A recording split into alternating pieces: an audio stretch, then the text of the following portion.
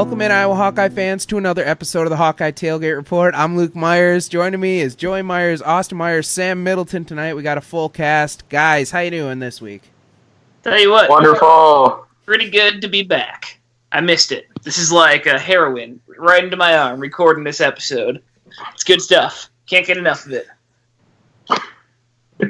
Joey, no comment? You just... all right. I got nothing after that. All right. We got some news coming in around the Iowa athletics atmosphere here in the last couple of weeks. First off, our favorite athletic director, Gary Barta, got an extension, guys. Woo! Woo! How do we feel about that right off the bat? Not a fan. Not great, Bob. Well, by all accounts, with people I know that have actually talked to Gary Barta, that actually know him outside of being athletic director, seems like they all say he's like a really nice dude and everything. So I don't like to talk too much shit about him, but he's not good at his job. So I'm not really a big fan of the extension, Luke. I'm not above shit talking people that I don't think are good at their job, even if they may be nice people, like to just like outside of their job. I'm sure Colton Rastetter is a great guy. We rag on him every day. I mean, my sister's boyfriend is good friends with him. I'm sure he's a nice guy. I'm not above ragging on him when he sucks at what he does. And that's how I feel about Gary Barta. I don't think that he's done like a whole lot of great for the Iowa football program. I mean, or athletics in general. I mean, he just cost the university like $8 million in lawsuits because he was discriminating against people based on their gender and sexuality. So... So, I mean, yeah, not a huge fan of it. I think that a lot of Iowa fans are in the same camp of, well, we got him for more years. Like, no, I don't think anybody's really excited about it. That's just how I feel, though. Yeah, I saw some numbers from the Gazette article, Mike Kloss. He's going to get a raise from $800,000 yearly to $1 million for this upcoming year, and then $1.05 million for the 3 years after that. I mean, that doesn't sound like money well spent in my book, because as Austin already mentioned, he has had some things go down in the past that cost the university a crap ton of money, and he is also not a friend of Gary Dolphin, so he's no friend of mine. Am I right? Yeah, yeah. Retweet. Yeah, I stand with Gary. Yeah, but yes, maybe because didn't Ferentz get an extension through 2024? Yeah, it'll be those two. That's the only thing Gary Barta is good for. Yeah, and then it's Brian's show. Yeah, but I'm saying when that year comes around, it will kind of be like the sending off for Coach Ferentz too. Yeah, I would believe so. I don't know. I feel like we need Kirk to survive Gary. You know? I don't know. I think that's really Gary's choice, kind of. True. Yeah, I don't know. Like, in all reality, like, Iowa athletics has been, like, decent under Barta, but he's paid as being, like, a top, like, 20 or 15, like, paid athletic director in the country, and Iowa hasn't won a national championship since, like, 2013 in wrestling, and, like, there's been a couple, like, seasons where, like, football in 2015, 12-0 made it to the Rose Bowl. And this past year, women's basketball made it to the Elite Eight. But, like, besides, like, a couple one-off seasons, like, as far as, like, reaching the very tops of their respective sports, like, Iowa athletics hasn't really done that a lot under Gary Barta. So I don't know why we're paying him as, like, an athletic director that's having, like, us win a national championship in, like, some type of sport on a consistent basis. Yeah, no, you pretty much hit it right on the head right there. I mean, for most of his term, it's been mediocre play on the football field, as much as it pains me to say that. I mean, the early 2010s was pretty bad at football up until 2014. There were some late years there before Stanzi that weren't great. So, Jake Christensen. Jake Christensen covering up our golden boy, Ricky Stanzi. But does anybody have anything else they want to say here? Not exactly. Nope. No, not really. All right, moving on. We got some more news. The Iowa basketball team landed a fairly large recruit for the program, and Aaron Eulis out of the Chicago area. I mean, it's not a premier guard that we were looking for, but this kid certainly has some talent. Maybe he's offensively struggled at times, but I mean, Hey. I don't think I'd say that offensively struggled would be like I don't think that'd be fair. He averaged like 18.2 points per game last year, so I mean, to me that's not struggling, especially playing like in Chicago. They're like just high level competition there. Yeah, I mean, He needs to develop his like 3-point jump shot more, but from what I've read about him, his like mid-range pull-up game is pretty good, and I've read that he's had good instincts, which is something that you can't teach. So, and his mechanics, from what I've read, seem good too. So it's just a repetition thing. I think that he has the potential to be very good. Plus, he's got the pedigree. Like the family that he's coming from. There's potential for him to be very good. Seems like a Bryce Cartwright 2.0, but with potential to be better. yeah, I'm sure. I'm certainly hoping he's better than Bryce Cartwright. Hey, don't hate on Bryce Cartwright.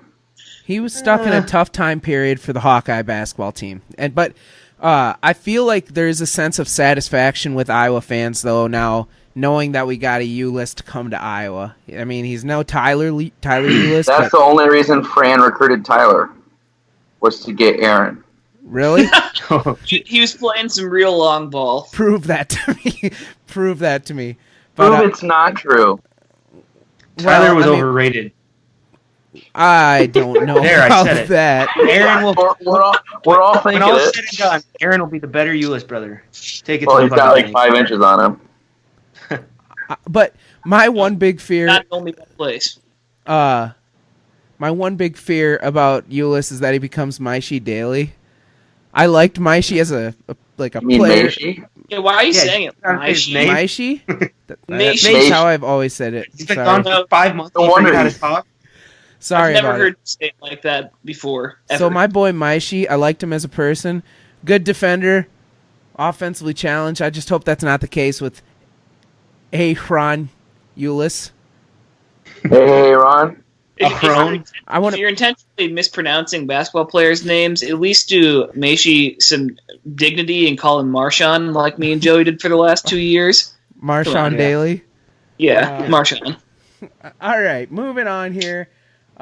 We got Kids Day going on here over the last weekend at Kinnick Stadium, and the revealing of the North End Zone to some select reporters and whatnot. Where do you guys want to start here, Kids Day or the North End Zone? Well, I heard that Kirk took his sons Matt Campbell and Scott Frost, and they really had a good time. So That's good for them. Yeah. Yeah. But- I'll start with the North End Zone. I am shocked and appalled that the Hawkeye Tailgate Report did not get one of those exclusive invites to be there in person to check it out. So I'm pretty upset about that. Yeah, be better, Iowa. Yeah. We'll work I on that. I really don't understand how we missed out on that invite. Well, fun fact. Last year for bowl season, I shot applications to try to get us credentialed to like 5 different bowls. Got shot down at all 5. But we're getting there, boys. We're getting there. Yeah. How do you get that? Like, what do we have to do? I think you have to be like an accredited business, like I don't know, an LLC. Do we need a or blue check mark? You need to start writing articles, Luke. Yeah. Ooh, fun. I start a job tomorrow at a newspaper, so Nice. yeah.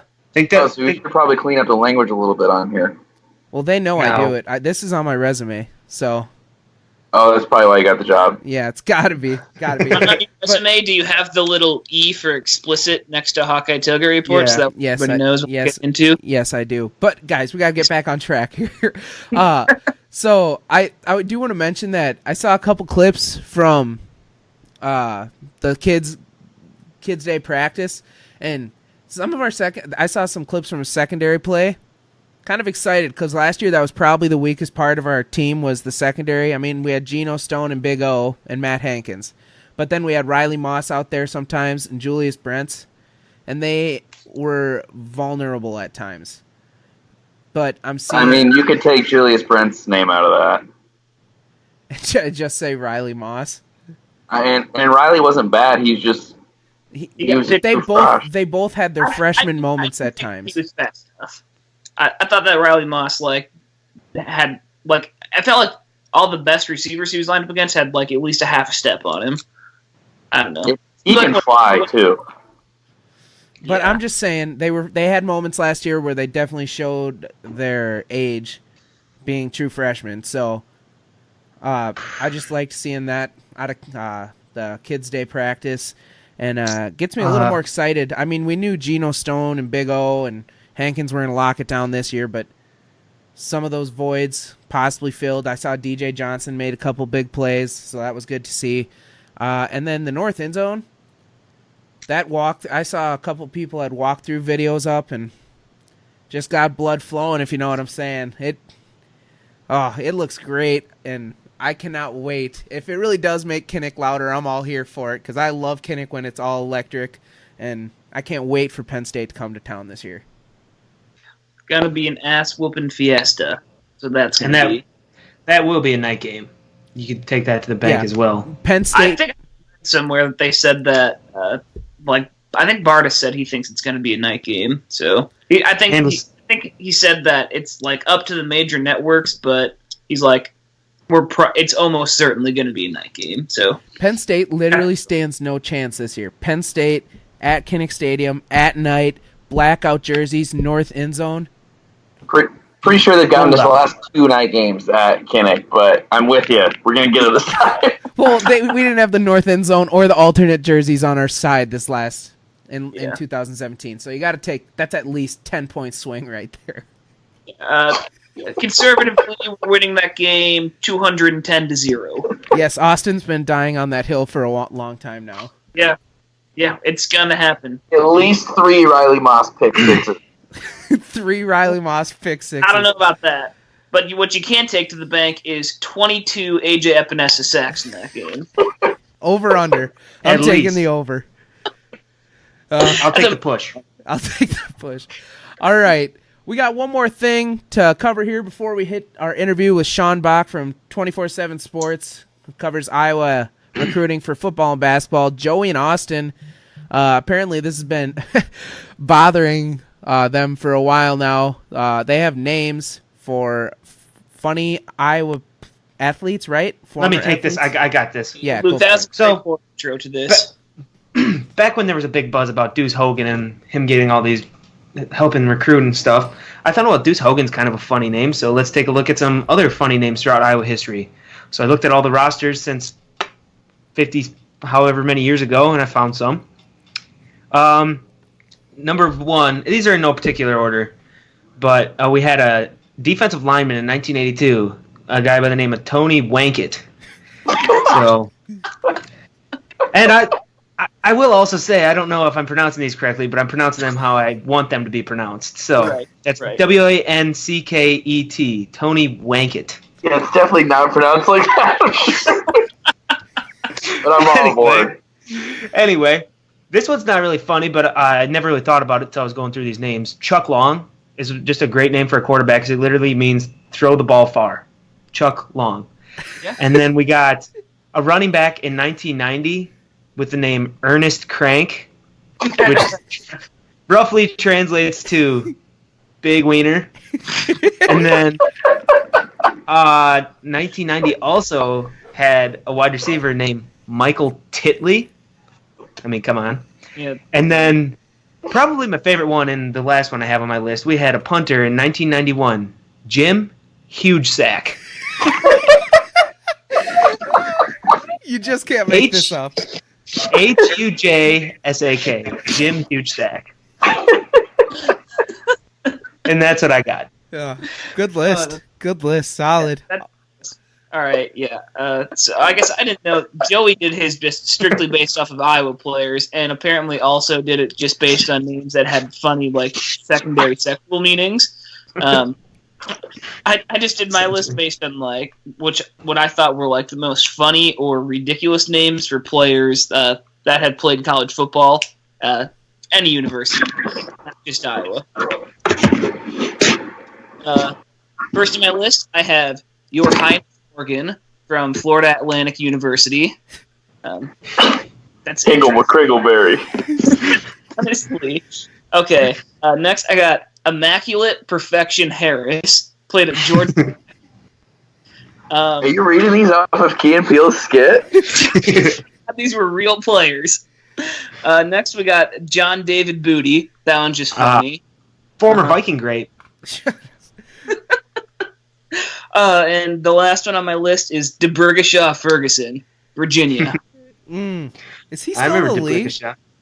I don't know. I thought he played for the Jets maybe for a while. I could be wrong. I do remember him though. Yeah. I don't think he's in the league. Well, Yeah, probably not. I'm glad you guys did that. That was Joey did a little more research, but Austin's list was pretty good too. Joey's been sitting on this for like 8 months and has been begging for this to be part of the show for a while now. So I did my searching in a much more condensed time frame. Hey, it only took me like a half hour, like 8 months ago. But I haven't been working on it for 8 months. All right. Whatever. So we're going to move on now to our interview with Sean Bach, 24/7 Sports, Iowa recruiting, basketball and football. We'll be back after the interview, so stay tuned. Next up on the Hawkeye Tailgate Report, we got another guest. Sean Bach with 24/7 Sports covers Iowa recruiting for basketball and football. Sean, how you doing? Doing well. Can't complain. How you guys doing? Oh, doing well. Sam Middleton's also here. Forgot to mention that. He's more of an afterthought on the show anyways. But we're going to get right to it here. So, Sean, I saw you were given access to go into the new North End Zone the other day. Is it as cool as it looks in the pictures online? Oh yeah, it's awesome, especially if you can afford it. Because I think it's somewhere a little under $2,000 for season tickets. I think somewhere around that range. But yeah, no, it's definitely worth the hype. The first floor, when you get in there, just the views and stuff are spectacular. Go up to the second floor, you got club seating. I know that's an area where most of the boosters are going to be. So it's really, and then the upper deck too, the third deck. I mean, there's not a bad seat in Kinnick, as you guys know. So just the whole new everything there is amazing. The concession stands, they got more bathrooms. Everything, they sell beer in there. Yeah, there's just a lot to like about everything. And I know they were saying that it's going to make Kinnick Stadium louder too, so that makes it even more of an intimidating place to play. But it's definitely a cool upgrade because, you know, with Iowa, everyone seems to think they're all traditional and stuff like that. But seeing them put this much money into a project like that, $89 million, is really cool to see. And I think it was just what Kinnick Stadium needed. When you say $2,000 for season tickets, was that like for club seating or was it for like upper deck, like or? Let me look real quick. I think it might be the club seating. Okay. But I'm not 100% sure. Let me look. So it says the outdoor club seats, yeah. So $1,958 per seat. So it's definitely a lot of money. So I think it'd be worth it, especially if the team's good and for the experience. But you never really know what you're dealing with. I think most of the people that are going to be up there really don't have an issue with spending that. Yeah, no, I can't wait for that place to fill up for the first night game of the year against Miami, and that new North End Zone's going to look so great, and I'm just so excited. I'm so hyped for that game. But moving on to football talk now. Has any player been standing out in the training camps or anybody you noticed or hearing about? So we have gotten limited access to practice and training camp and stuff. Obviously, we were at Kids Day yesterday, and there were a few good performers. Obviously, AJ Benesa was, as advertised, just a flat-out stud. Had a couple of sacks, a few tackles for loss. I put sacks in parentheses because they're not able to sack the quarterback.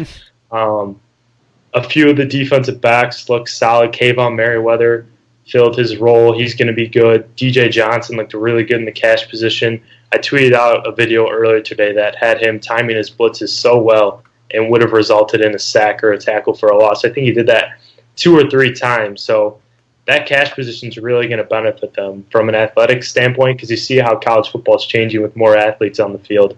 And I think when you have a guy like DJ Johnson, too, who is a great athlete, very good football player, very high football IQ, will definitely benefit them greatly. Offensively, Nate Stanley looked okay on Saturday. Spencer Petras looked really good. I think if you're Kirk Ferentz, he says that he doesn't have a clear-cut number 2 between Petras and Mansell, but I think Petras might be the guy. I think they were talking about deciding by the end of this week since they still got camp and such, but Petras was good. The running backs were solid. I think Tyler Goodson's going to be an absolute stud. There's a possibility that he's going to get some really good snaps this season. Wide receiver Oliver Martin was very, very talented.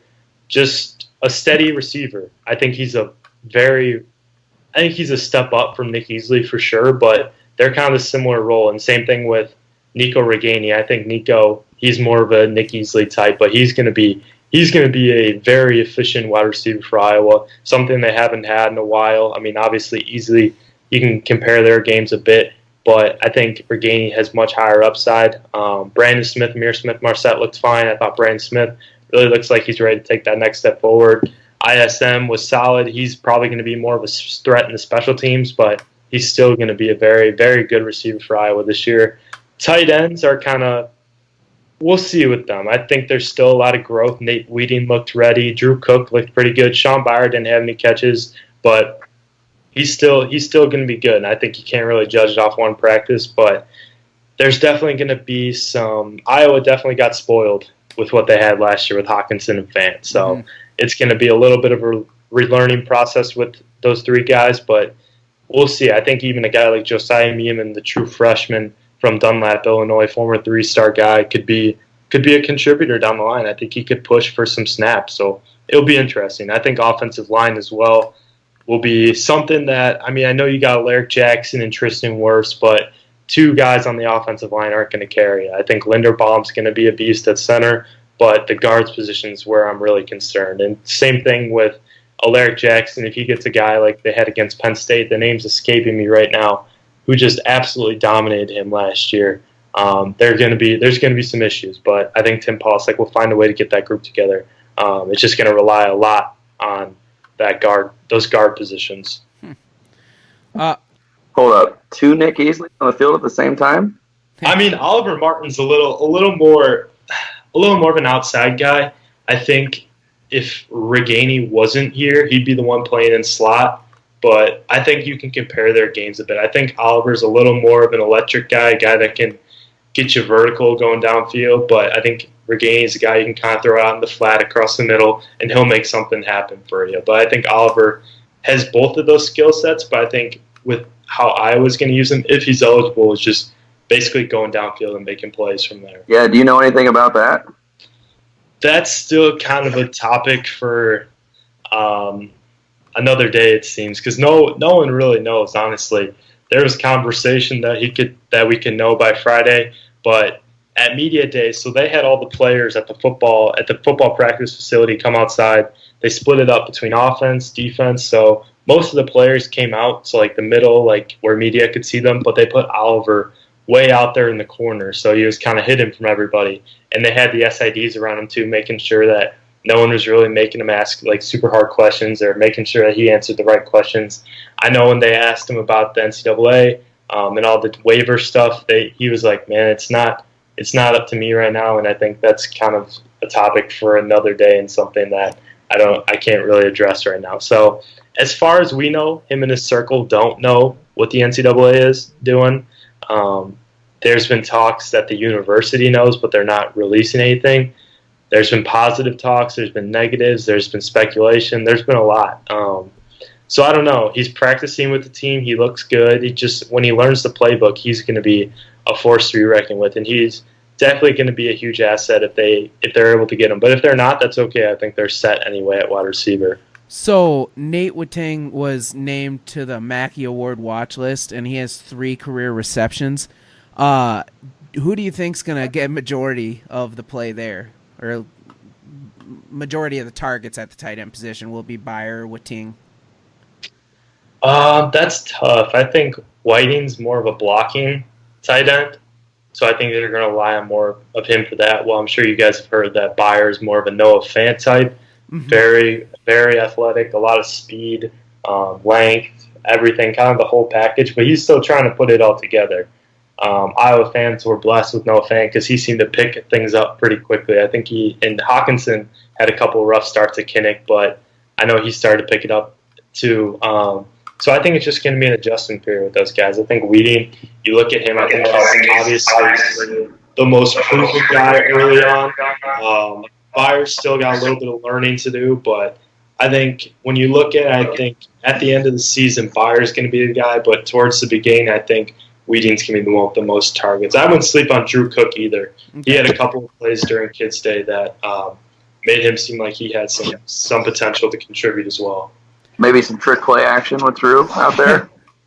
Yeah, there was the most trick play they did during Kids Day, I think, was just like a sweep to Nico Reganey. So that was about it. But Kirk said there's a possibility that they could run some stuff. But as you guys know with him, he doesn't really like to reveal any of his secrets. Yeah. Moving on here, we're looking at next year's 2020 recruiting class now for football, and it's probably the best recruiting class. I mean, I've been alive for at Iowa. And my favorite player coming in next year is Deuce Hogan. Is there a Deuce Hogan effect to the success we've had in recruiting? Oh, 100%. You look at him and how social he is on social media platforms, how outgoing, how kind of just welcoming he is to a lot of recruits, too, when they visit. I know a lot of guys like Luke Lachey and a few others really hit it off with Deuce during the official visit. Just a really lovable guy that if you're a dad and Deuce has to date your daughter, you're kind of being like, okay, yeah, that's who I want. That's who I want dating my daughter. So he's definitely a great kid, very humble, very outgoing, as you guys know. But yeah, when you got a guy like him who is the quarterback too, because the quarterback's your leader of the offense, almost your leader of the team, most important guy in the team, that just makes it even more important. And Deuce, who is just an absolute, just great young man, having him as the first commit as well, and really making these guys at home. He's been the one that's really connected all the groups, all the players together, and really brought them in. So he's been very welcoming and everything, and yeah, he's been absolutely huge for the 2020 class. It's kind of like the Eno Benjamin effect, really. I mean, Eno got Too all soon. those. Well, it still hurts a little bit considering he's kicking ass down there in Arizona State. But yeah, we're talking with Sean Bach, 24/7 Sports right now, covers Iowa recruiting. So, what has made Iowa more appealing to these recruits that they're trying to get to come to the University of Iowa? Has something changed there? Or? I don't know if anything's really changed. I think the success factor in the coaching staff has been huge. Obviously, Iowa putting a lot of guys into the NFL tight end position, I think that's really helped us too, as well. Because I mean, Dallas Clark and them have had an effect on the program, but you're not getting Luke Lachey or even Elijah Yelver, or even in the conversation for Theo Johnson if you don't have guys like Noah Fant, T.J. Hawkinson going as the top two tight ends in the NFL draft. So I think that definitely has something to do with it. Offensive line as well. The development, Chris Doyle plays a big part. They see what these guys come into and how they come out towards the end of the career, and how much just bigger they look and how much better football players and better men they are. And I think the coaching staff is also very good. It's not just coaches, but people, families trust them and everything. So I think it just stands out. What stands out the recruiting for Iowa is kind of just the coaching staff in general, how welcoming they are, how they make the players feel at home, and how the family can trust them, and how they're very honest with their evaluations and everything. They're not like some of these schools that just offer you based on word of mouth. They're looking to develop a relationship with you and really trying to get to know you before they heavily recruit you and offer you. So I think that has something to do with it as well.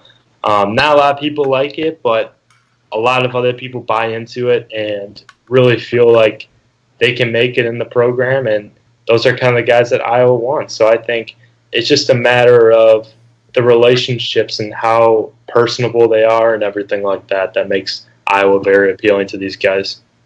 Are there any new rumors coming about Theo? Not too much. I know he's going to visit, or he's planning to visit Iowa for the Penn State game in October. I think he's also targeting a few visits at Penn State, or one at Penn State for sure. Also planning to see Michigan and I think Georgia.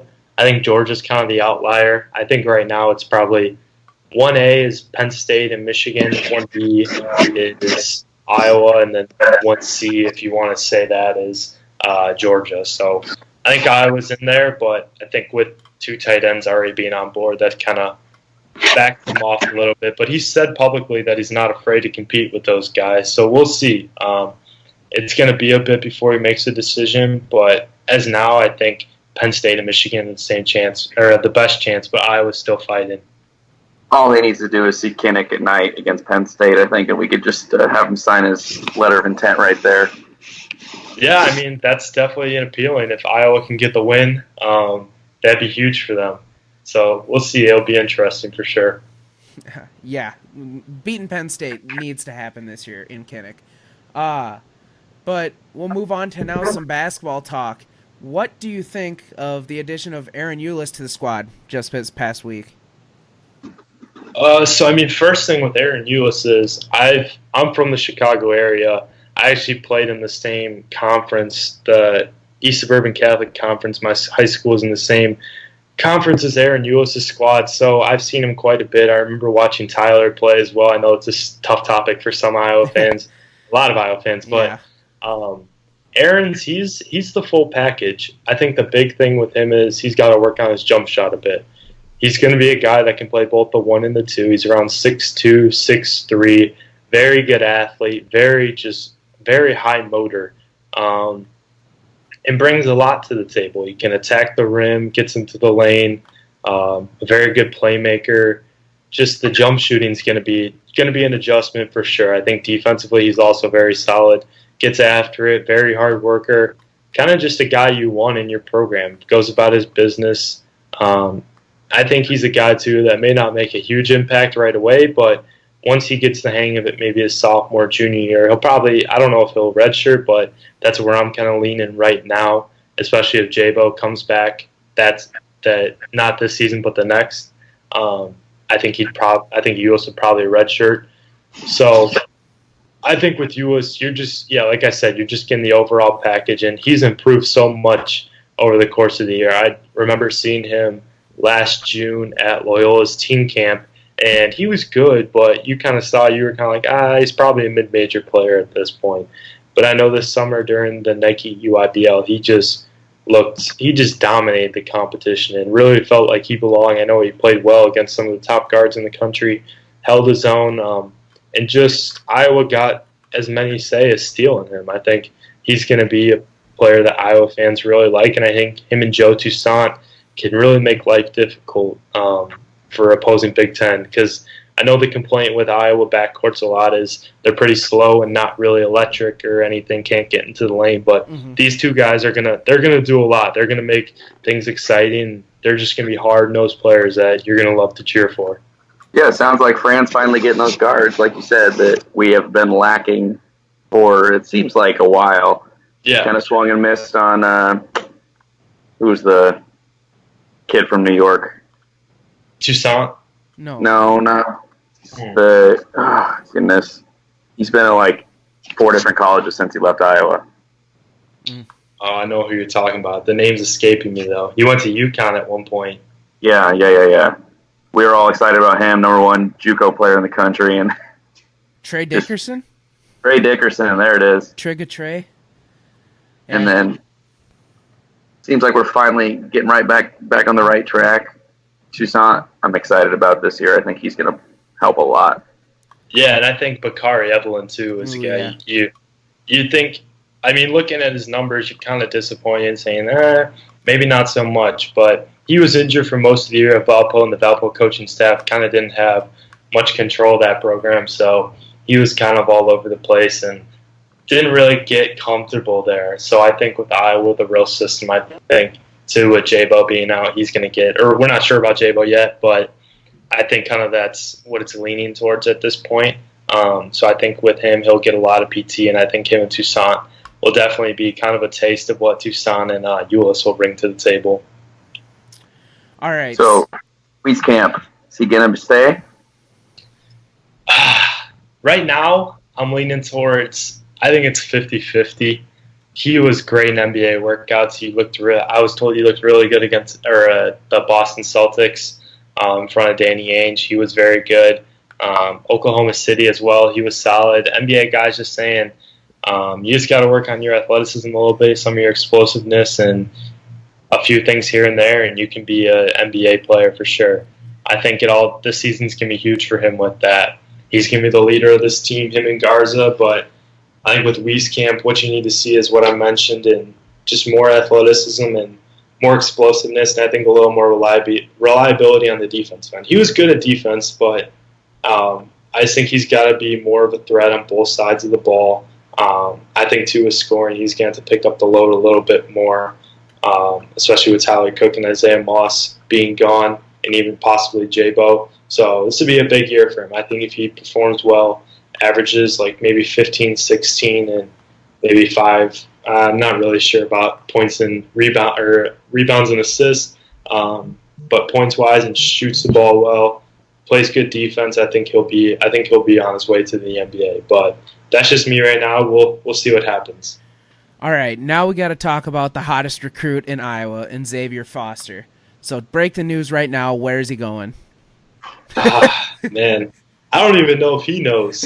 I know there's been a lot of speculation that Iowa State, he's like, I think there are some people on some boards saying that like he's a silent commit to Iowa State. I'm not really buying that at this point. I mean, I know his girlfriend goes there. Yeah, I think that's what a lot of people's rationale is with that. Saying, yeah, sources tell me that his girlfriend goes there, so that's where he's going to go. It's like, I don't know how much stock he's putting into that. I don't ask him, hey, how much does it matter that your girlfriend's there or whatever. I know some reporters will probably end up asking that somewhere down the line, but yeah, I think Iowa State are in the best position right now. I know that he released his top 5 last week, and that was originally supposed to be a top 3. But with the Virginia Tech offer, he decided to open it up a little bit, see what they had to offer. I think Providence, too, was kind of a shock to a lot of people. I know Ed Cooley's done a really good job with Foster and his family. I just have a hard time seeing him in the Big East. I think with his play style, though, he's more of a Big 12 type player in terms of he can spread the floor a little more. I'm not sure how much of a threat he is on the interior. I mean, he's 7 foot playing against these guys, but I think his game translates a little more to the Big 12, in my opinion. I still think Iowa's right in it, but I think Iowa State, too, has got a good a shot as Iowa does. I know the crystal ball is heavily on Iowa. I was feeling Iowa for a while, but I think it's more 50-50 at this point. We'll see, but I do think it comes down to the in-state schools. What a weird top 5, right? Yeah, no, it was completely random because you got schools. I mean, you got the 2 in-state schools who you knew were going to be on there. Then Baylor, who's all the way down in Texas, Providence up there in Rhode Island, and then Virginia Tech, who just offered. So very, very random top 5. You think he's a make or break prospect for Iowa? I don't think he is, personally. What do you think? Yeah. Program changer? I don't know if he's a program changer. I think his deal is he wants to go to the NBA as soon as possible. He'll give it all he's got in high school or for college, wherever he ends up. But I know his goal is to get to the NBA, and I don't know if he's a make or break guy. I think Iowa's got a few other guys that they could get on their roster at the forward spot in the 2020 class. I think he would be a really nice pickup, give you a little more depth because you got guys like Ryan Greener and a few others. Cordell Pumslow is another redshirt year. Mm-hmm. And you got guys like Luka Garza, Jack Nungy coming up. I think Foster could really fit in well with those guys because he's a guy that can play both outside and a little bit of inside. But he'd fit in really well there. I don't think he's a program changer right away, but he could be someone that definitely would be a big boost to the team. Anything on Bowen Bourne? I'm a big Bowen Bourne fan. Yeah, I liked him a lot too. I saw him at UNI team camp in June, and I thought he's really improved a lot. I think with him right now, you look at Iowa, you got Aaron Eulis in the fold. I think that's who they're going to stick with right now. I don't see them getting another guard in the 2020 class.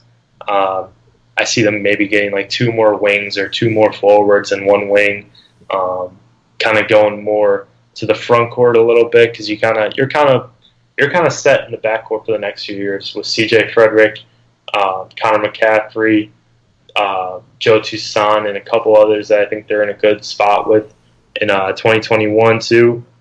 So we'll see. I think they kind of stick with guard right now, or with 1 guard right now in 2020, but crazier things have happened. But I think as of right now, I think Ulis will be the only guard in that group. All right, Sean, we got one more question for you, and then we'll let you get on with your evening here.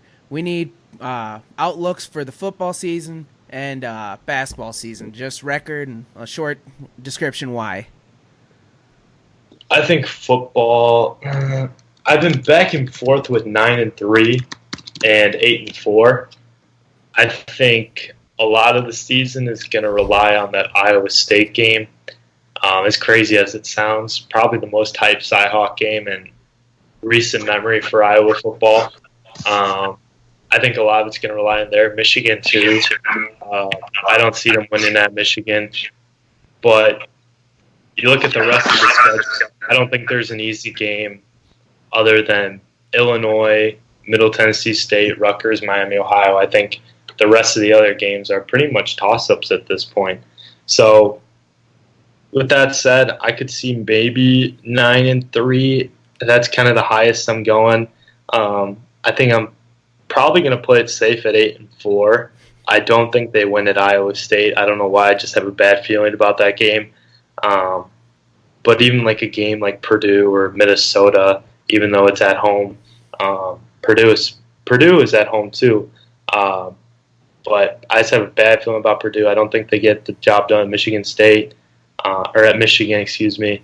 And I don't know, because their road schedule is very tough. They haven't had great success at Ryan Field and Northwestern recently. Wisconsin's always a tough place to play.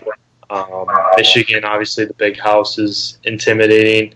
And Nebraska, too, which is probably going to be the Super Bowl for both teams and could possibly decide the West. I know the Nebraska hype's really high. I think Adrian Martinez is a stud, but there's still season to be played. So I think right now the safe bet's 8-4, but I could possibly see a scenario where Iowa goes 9-3. And I think basketball, transitioning to basketball, I think it'll be an interesting season for sure. You'll lose Jordan Bohannon, possibly Tyler Cook, Isaiah Moss, Nick Bear, who was your heart and soul of the team. And the Big Ten's strong this year at the top. I know Michigan State, Michigan are going to be strong. Blanking on a few other teams. I'm in football mode right now, so my basketball knowledge isn't as. So they're going to win the Big Ten, is what you're saying. Just go ahead and say that. I think somewhere around 7, 8, 9 is fair at this point. I think there's going to be a transition with the backcourt. I do think C.J. Frederick is going to be very good for Iowa this year. Same thing with Joe Wieskamp, Luka Garza as well, but we'll see. They don't have as many weapons as they had last year, it seemed. So I think they were a little more balanced last year as well. But I could see somewhere middle of the pack in the Big Ten, kind of like last year a little bit, but my expectations are not as high as they were coming into last year. All right, one last question for real this time. Okay, would you rather for football have Nebraska be 11-0 when we go there, or 0-11 and we beat them? So do you beat them twice, or do you beat them in both, or no? Yeah, you beat them in like both instances, but we're 11-0 and we go there and we break their hearts, and we make it to Indy instead of them. 11-0 would be funny. I think. I know I have to be impartial, or neutral, but Nebraska, some of the fans drive me a little bit crazy, and I think there's a lot of expectations going into that one. And I know Iowa City, even though it's a Thanksgiving weekend, would be pretty crazy after that. Yeah. Now I would also like to go to Indy. I think that would be a really fun experience for the team and just me as well. Yeah, I've never been to Indy. I didn't go 3 years ago, so I'm looking to get there at some point here in the near future. But Sean, thanks for coming on. Greatly appreciate it. Do you want to drop your Twitter handle in here quick? Yeah, so you can find me on Twitter at sbach247, and our site that is HawkeyeInsider.com on 24/7 Sports. A lot of coverage coming up in the next few weeks. Ready to get football season going. Recruiting should pick up too in the next few weeks. I know I'm going to make it out to a high school game almost every week this fall, so that should be a lot of fun as well. So yeah, just be sure to give us a try, subscribe, whatever. Thanks again, man, as always, for having me on. Yeah, no problem. Great to have you on. Thanks again to Sean Bach for coming on, talk some recruiting. A lot of knowledge there, and wow, yeah, what a great interview. I tried getting him to break the Xavier Foster news there. Couldn't quite take the bait, but we'll figure it out eventually here. It's Get him next time. Soon enough. But now we're gonna do something a little different. We're gonna power rank our top 5 Hawks in the NFL, and this was Sam Middleton's idea. So credit to you, Sam, on a good idea. What? Single ladies. Every blind squirrel finds a nut. Yep, you're right, Joey. So we're gonna go oldest to youngest. So congratulations, Grandpa. Sam, you get to go first. Yeah, wow. Thanks, guys. Top 5 Hawks in the NFL. Let's start at the best and go down. Number 1, George Kittle. Not even close. Number 2, Desmond King. Number 3, Marshall Yanda. Number 4, this is where it gets tough. I'm going to have to go with Brandon Sheriff. And number 5, dark horse, TJ Hawkinson. See, I don't hate your list. Premature. You left somebody big off the. You left somebody. Yeah, I'm sure I did. Don't tell me. Don't say it. No. Wait. No. You Wow, save we have it so till many awesome players in the NFL. Yeah, there is literally a lot of Too them. many good ones to choose from. Okay, Mike so Daniels? All right, my Luke, turn. go ahead. Alrighty. I'm gonna start. Yeah, with number 1, Kittle. You're right. He's played 2 seasons Nick now. Easley. He's played 2 seasons and has already got something in the Hall of Fame for being the leading receiving yards holder for a tight end in a season. So pretty self-explanatory there. My second best was actually Micah Hyde. Oh, duh. Yeah, so Hyde, Pro Bowl selection before, did a lot with the Packers, did punt returning, played some good secondary work there. Now in Buffalo doing the same thing, kind of leading the defense. Number 3, Marshall Yanda. He's all-pro, ton of Pro Bowls, has a huge bank account. His wife is from Eastern Iowa, so that's just another token to him. So Hyde coming in at 3. Number 4, Desmond King. Might be a little premature here, but King does it all, kind of like Micah Hyde, and he was underdrafted, came back to Iowa, so Iowa fans naturally love him more. So King coming in at 4, and then my number 5 is going to actually be a wild card here. I have Austin Blythe down because he did make a Super Bowl last year. He started all 16 games, which is a hell of an accomplishment. Was he drafted, or was he Yeah. fifth he was round, drafted. I think? 5th or 6th It was round. It was late, but he's kind of made a name for himself after kind of being thrown in the mud. And then, I have 2 wild cards also, but Joey Okay. and Stin can go. Yeah. Casey Creeder? Or? So this is proving to be pretty not contentious because I'd say that the top, all of mine have already been said, but the top like 6 or 7 Hawks in the NFL are just so good. Like they could all be interchangeable here. But I'll start with my 5th one, Micah Hyde, one-time Pro Bowler, one-time Special Teams Player of the Week, just an all-around solid player. Special teams player of the week. number 4, we Totally got Mike Daniels. take your argument. Mike Daniels, also a one-time Pro Bowler and 3-time NFL Top 100 player. More impressive than the Special Teams Player of the Week, arguably. Desmond King comes in at number 3. First-team All-Pro last year. 2-time Defensive Player of the Week last year. And in his first 2 years in the league, he already has 3 non-offensive touchdowns.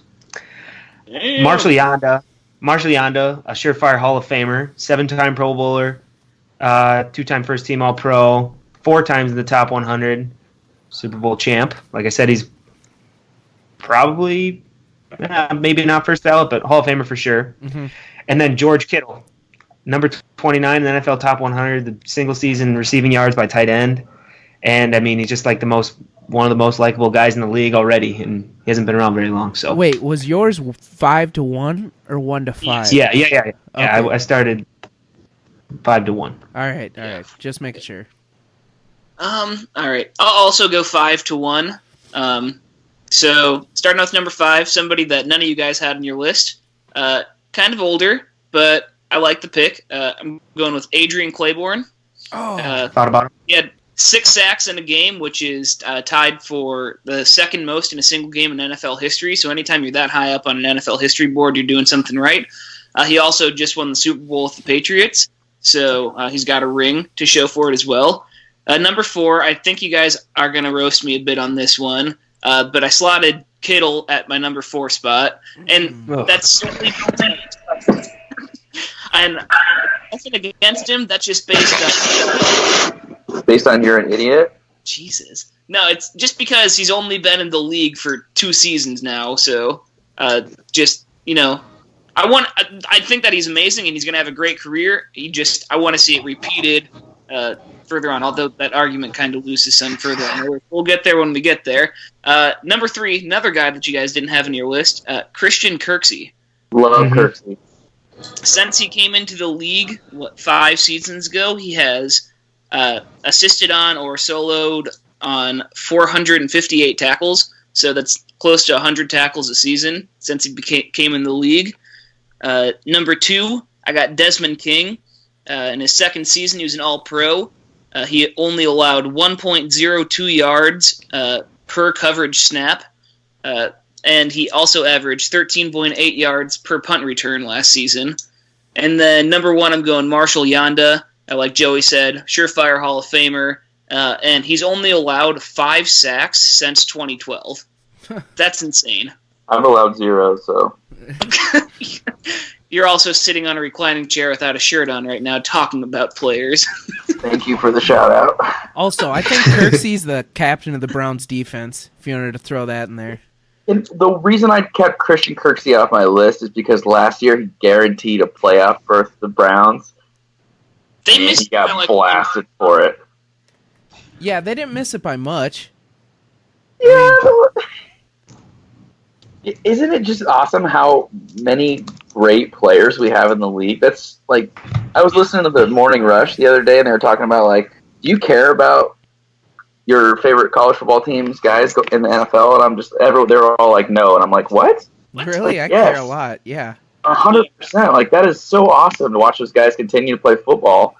And, like, it's great for your university, and it makes Kirk Ferentz look like a freaking G. Yeah. I think, like, as Iowa fans, we might care a bit more too, since Iowa doesn't have a professional team of any sorts. So you kind of follow the players more once they make it to the NFL because because you cared about them so much when they were at Iowa because of not having a professional team in the state. So I think that Iowa fans care more about how their players succeed in the NFL more so than a lot of other fan bases. Yeah, one more thing on that. I'm a Cowboys fan. I'm sorry, you can hate me all you want. I hate Jerry Jones.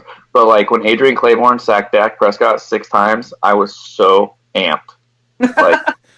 I would much rather see former Hawks doing amazing in the NFL than watch the Cowboys win every time.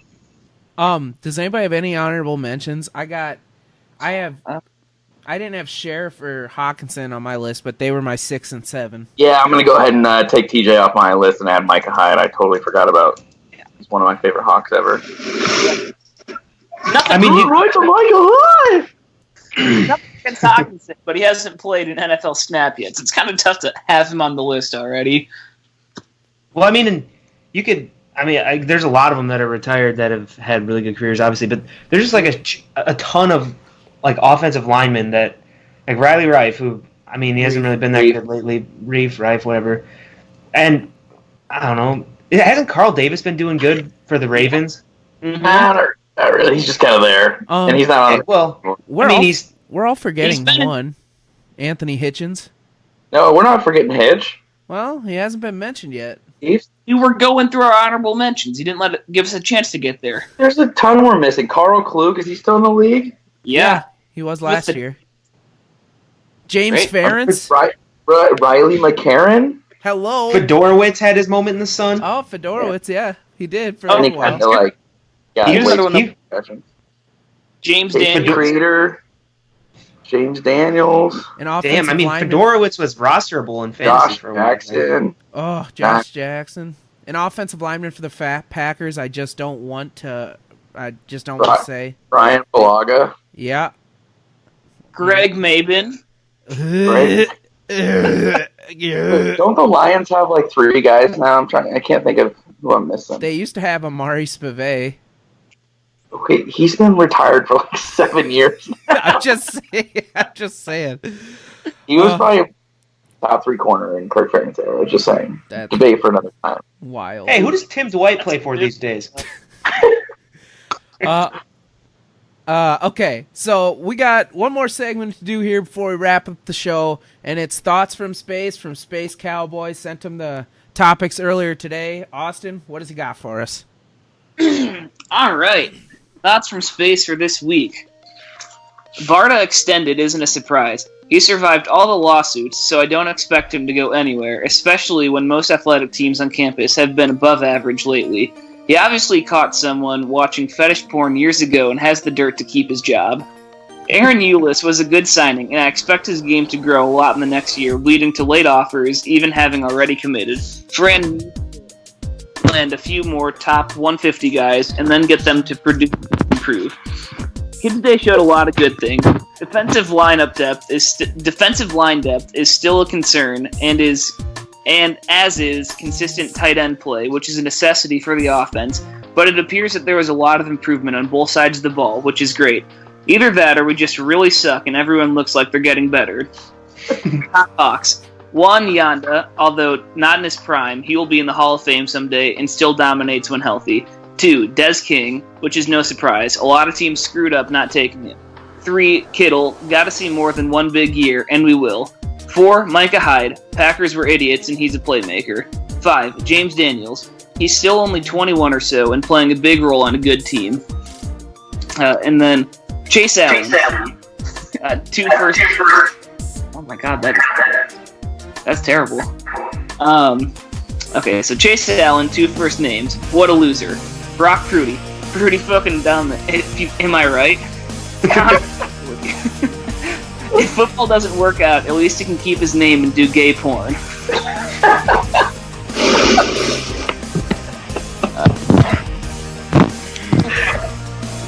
Antonio Brown. LOLOL. What a bum. Wide receivers are divas. Phone is about to die and I gotta wipe, so that's all I have time for. Oh my god. Okay. Some more solid work there by Space Cowboy. Our anonymous guest always pumps out heat. Glad to see he's good and well. Also, shout out, wasn't his anniversary just like a day ago or two? So It was Yesterday. It was yesterday, yeah. yeah, so congrats on that. Actually, Sam wanted to do a rightful rant before we wrapped up the show on driving. So Sam, you just want to lay some heat out there for a minute? Yeah, just bear with me here, folks. I'm gonna be kind of all over the place. You can't see my face right now, but I'm like really like I'm deep in thought, and I just want to say, people who drive in the left lane that aren't passing people, what the fuck are you doing? Seriously, like this is like the most irritating thing when you're driving in the entire world. There's not anything that comes close to it. I would rather be behind a tractor in a 2-lane highway for 75 miles going 10 miles an hour than trying to like get around somebody who's just driving 65 in the left lane on the interstate. Like, go to hell, seriously. And then another thing to tag on to that is why traffic jams exist. Because of you, dumbass 1, and then dumbass 2, who merges onto the interstate at 45 miles an hour. What the fuck is wrong with you people? Also, if you're above 70 years old, you should have to like retest to get your license every 2 years. Just saying. That's probably really rude and wrong, but true. Anyway, that's all. All right. Well, I don't actually hate that last part. I think there is an age limit, like maybe not 70, but like at Like 40. Yeah. yeah, every year after 21. No, but you brought up some valid points there because I always get angry at my youngest brother because he is a constant left lane driver. Oh my God! Just grab the wheel and take him off the road into like the fucking median one time, then he'll learn. Well, I'm not gonna do that because I'm usually in the car No balls. too. So, yeah. Also, before we wrap up the show, I don't know if you guys saw on Twitter, but Peter Jock called me his boy the other 2 weeks ago. So, shout out Pete. Shout out the great one. Feel free to come on the show and discuss. All my tweets about him, by the way. Just Did you say Madison Ivy? Matt Ivy. Is that a porn star? All right, this show's gone off the rails. Thanks for listening to another episode of the Hawkeye Tailgate Report. Follow us on Twitter, Facebook. Our Twitter name is @go_Hawks Iowa. My Twitter name is Myers_Luke. Joey's is @JoeMama2196. Sam's is @SAMMMIDD, and Austin still does not have a Twitter. We're 2.5 weeks away from football season, folks. Let's get excited. And as always, go Hawks.